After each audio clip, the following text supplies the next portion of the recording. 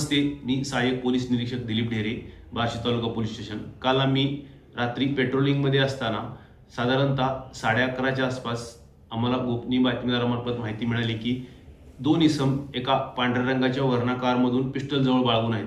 त्या अनुषंगाने त्या गाडीचा शोध घेत असताना ती गाडी आम्हाला डॉक्टर मांजरे हॉस्पिटल या ठिकाणी जोरात ओव्हरटेक करून गेली। गाडीचा नंबर पाहिला असता तर गाडीचा नंबर MH08Z7475 असा होता। त्या गाडीचा संशय आल्याने आम्ही त्या गाडीचा पाठलाग केला। गाडी साधारणतः MI मंदिर या ठिकाणी गाडीला आडवी लावून गाडी थांबवली असता त्या गाडीमधून एक इसम पळून गेला आणि दुसऱ्या इसमास स्टाफसह पकडले असता त्याचे नाव विचारले, त्याने त्याचे नाव अभिजित जाधव परांडा असे असल्याचे सांगितले। त्या इसमास ताब्यात घेऊन त्याच्याकडे चौकशी केली असता पळून गेलेल्या इसमाचे नाव त्याने धीरज कांतीलाल पवार असल्याचे सांगितले।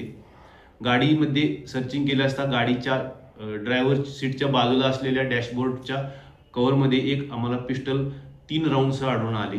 ती पिस्टल ताब्यात घेऊन पोलीस स्टेशनला त्या इसमाला आणून त्याच्यावरती गुन्हा दाखल केलेला आहे आणि त्या सध्या अटकेत आहे।